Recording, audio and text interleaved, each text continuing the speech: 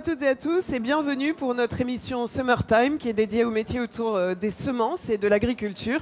Alors aujourd'hui, on a décidé de s'intéresser aux métiers de conservation et maintenance de variétés et aux métiers de production, producteurs de variétés. Et pour cela, je suis avec Victoire Dupont. Bonjour. Bonjour. Vous êtes responsable sélection conservatrice chez Florimond-Després. C'est ça, oui. Et vous allez nous parler justement de ces métiers-là. Et nous sommes avec Talia Agossé, qu'on a déjà vu hier. Bonjour. Tout à fait, bonjour. Merci d'être avec nous à nouveau. Vous êtes étudiante et vous êtes au lycée agricole de Sully. Et vous allez nous aider à combler un petit peu les informations sur ces métiers-là. Et je propose qu'on commence tout de suite sur le métier de conservation et de maintenance de variétés. Alors, qu'est-ce que c'est exactement que la conservation de variétés? En gros, à quoi ça sert? Alors, c'est un métier qui est assez peu connu dans le monde de la sélection. On entend souvent parler de la sélection créatrice, le fait de créer des nouvelles variétés. Et une fois que ces nouvelles variétés sont créées, on doit les inscrire au catalogue. Donc, les sélectionneurs doivent faire tout pour que les variétés passent l'examen de VATE, valeur agronomique, technologique et environnementale, c'est-à-dire qu'il faut que ce soit meilleur que ce qui existe sur le marché.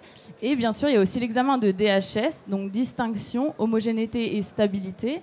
Donc il faut que ce soit différent, homogène et stable dans le temps. Et pour le métier de maintenance, ce qui nous intéresse vraiment, c'est la stabilité. C'est-à-dire qu'aujourd'hui, l'agriculteur achète un sac de Celebrity. Il faut que dans 5 ans, dans 10 ans, il veut encore du Celebrity et qu'il achète ce même sac, il retrouve la même chose dans son champ. Il faut que la variété reste inchangée, il faut que ses qualités, ses performances restent inchangées. Et donc, c'est à ça qu'on sert. C'est vraiment le travail sur la qualité de la variété. C'est pas la production en masse, c'est vraiment la qualité de ces variétés. Alors, c'est pas vraiment la qualité, c'est conserver la variété telle qu'elle est, c'est-à-dire sa génétique, son phénotype. Il faut que la variété, si elle est verte, barbue, on a une carte d'identité de la variété. Aujourd'hui, il faut que dans 5 ans, ce soit la même. Et donc, on a des exigences de pureté, des pour mille de pureté à respecter. Et donc, le but de la maintenance, c'est vraiment de faire des cycles de production. Hein. Donc, on reproduit, on retire tout ce qui est différent, on fait d'une variété la plus pure possible pour ensuite fournir le cycle de production. Et alors, justement, quelles sont les différentes tâches que vous réalisez pour ça? Alors, on part de plantes. Donc, quand je parle de plantes, c'est une plante de blé. Donc ça, c'est l'origine mère. On sait que c'est la variété telle qu'elle est, telle qu'on la veut, voilà. Et puis on la multiplie, donc on obtient des générations. Et puis on va venir retirer. Donc quand on multiplie les variétés, on va avoir potentiellement des pollutions qui sont dues à l'homme, dues à la nature. Et donc le but, c'est de retirer tout ce qui va être différent. Donc ce que nous on appelle les hors-types. D'accord. On va épurer mécaniquement à la main. On va venir retirer tout ce qui n'a pas à être là pour que la variété reste elle-même homogène et stable. Et alors, qui choisit les variétés sur lesquelles vous travaillez? Les sélectionneurs. D'accord. Oui. Et après, le commerce, bien sûr, parce que c'est voilà, pas tout. C'est guidé quand même par le marché, quoi. Exactement. On ne va pas sélectionner des choses qui n'ont aucun intérêt commercial derrière. Il faut que ça ait un but commercial quand même. Exactement. Et à la terme, c'est les agriculteurs aussi, parce qu'en fait, finalement, on répond à une demande. De ces semences. Quel niveau d'études il faut? Parce que Talia est là pour savoir aussi à quel moment on peut... quel niveau d'études il faut pour ces métiers-là? Alors, je dirais que c'est très variable, parce qu'on a des entreprises qui acceptent des niveaux d'études très différents. Je dirais que le principal, c'est d'être motivé par la technique. Donc ça va du BTS à la licence, éventuellement l'ingénieur, mais il n'y a pas vraiment de parcours typique, on va dire. Donc moi, personnellement, j'ai un diplôme d'ingénieur, mais j'ai des collègues qui ont un BTS, j'ai des collègues qui ont un master, j'ai des collègues qui ont une licence. Et qu'est-ce qui vous plaît dans ce métier? C'est passionnant. Ouais. C'est la technique, c'est l'extérieur aussi, le fait de travailler dehors, les interactions avec les gens. On travaille avec beaucoup de personnel saisonnier. En fait, on est toujours en train de former du monde. C'est le monde du végétal, quoi. C'est votre monde. Talia, vous aviez des questions? Parce que ça vous intéresse aussi de savoir si on travaille à l'extérieur, en bureau, un petit peu le rythme que ça représente, ces métiers. Oui, tout à fait. Vous, quel est votre rôle réellement au sein de l'entreprise dans une journée, par exemple? Dans une journée, ça dépend du mois de l'année. Mais essentiellement, on est quand même dehors une grosse majorité de l'année. Et ça va être d'encadrer l'équipe qui va s'occuper de la conservatrice et puis aller dans les champs. Hein. Clairement, j'arrive le matin, je mets mes chaussures et puis... C'est des grosses séquences dans les champs, en oui. fait, tout au long de l'année, selon souvent, évidemment les saisons et les moments de récolte ou pas. Souvent, étonnamment, on parle de sélection végétale et les gens nous voient dans un laboratoire avec une blouse.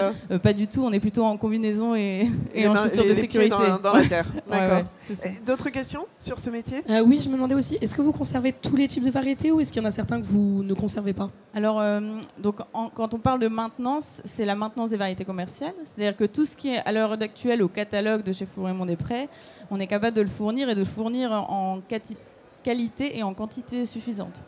Donc on fait de la maintenance, on conserve toutes les variétés. Et après, on a aussi des collections. Donc là, c'est vraiment l'idée, c'est de conserver tout ce qui est sorti chez nous et ailleurs. D'ailleurs, tout ce qui nous intéresse, parce qu'en fait, c'est la base du travail de la sélection, c'est aussi de savoir d'où on part et où on va. Donc il faut avoir de tout dans nos collections et ça nous sert à travailler et à comprendre l'évolution qu'il y a eu aussi. Alors là, on était sur la conservation et la maintenance. Maintenant, on passe à la production. Alors, dans le métier, on imagine un petit peu mieux dans les termes, mais dites-nous exactement. Voilà, c'est un petit peu plus facile à comprendre, mais dites-nous exactement le rôle d'un. Donc, quand on fait ce qu'on appelle la production de pré-base, donc les semences de départ, si vous voulez, des pré-bases, c'est 100 kilos, c'est vraiment le début. C'est très très pur. Et donc, ces semences, on va les semer, on va obtenir quelques quintaux. Donc, ils vont toujours être des semences de pré-base, des semences qu'on appelle techniques. Donc, on va vraiment être sur de la pureté plus. Et ces semences vont servir à alimenter notre réseau d'agriculteurs multiplicateurs. Donc là, on passe dans l'option production, donc avec des productions de semences de base, en fait. Donc, on n'est pas sur les mêmes volumes, bien sûr. Et donc, l'intérêt de la maintenance, c'est de faire de très bonne qualité pour que la production puisse aussi être de très bonne qualité. Et donc, ça va permettre de fournir nos clients, qui vont être les coopératives et les gosses chez Flour-Raymond-des-Prés, mais qui peuvent aller jusqu'aux agriculteurs dans d'autres entreprises. D'accord. Ils peuvent vous acheter directement, oui. Dans certaines entreprises, oui. D'accord. Et c'est pareil, c'est beaucoup dans les champs, c'est beaucoup les pieds dans la terre, encore une fois, oui. Oui. En fait, le principe, c'est déjà, donc on a la partie, on va dire, usine, qui va être conditionnement, expédition, donc envoi, et puis ensuite, on a donc les agriculteurs multiplicateurs qui vont semer leurs contrats. Et ensuite, c'est tout un travail de suivi des contrats qui est à effectuer. Donc, aller dans les champs, vérifier que l'implantation est bonne, que notre contrat est en bonne santé. On va récupérer notre investissement derrière. Et puis après, on a la partie inspection au champ, donc avec l'inspection des contrats pour vérifier qu'on est bien aux normes de pureté qui sont demandées par le service officiel de contrôle. Et est-ce qu'on est sur les mêmes niveaux d'études que la conservation et la maintenance ? C'est pareil, c'est une question une progression après, on évolue. C'est une question d'expérience. Moi, par exemple, j'ai fait l'apprentissage. Clairement, un ingénieur qui sort de l'école, il n'est pas capable de faire de la sélection conservatrice, en fait. Ça s'apprend complètement. Ça s'apprend sur le terrain et sur le tas. Des questions, Thalia, sur ce métier-là ? Oui, j'en avais juste une. Quelle qualité il faudrait, à votre avis, pour pouvoir être bon justement dans ce métier ? Est-ce qu'il y a des choses qui sont plus importantes que d'autres ? La passion, vous l'avez dit déjà. La passion, oui, parce que si ça n'intéresse pas, c'est vrai que c'est compliqué. Ouais. Et la rigueur aussi. Et ça, c'est un truc qui s'apprend par contre. Mais la rigueur, c'est super important parce qu'on est vraiment dans des métiers de précision. Et la moindre erreur est un peu fatale quand même. Donc c'est vrai que...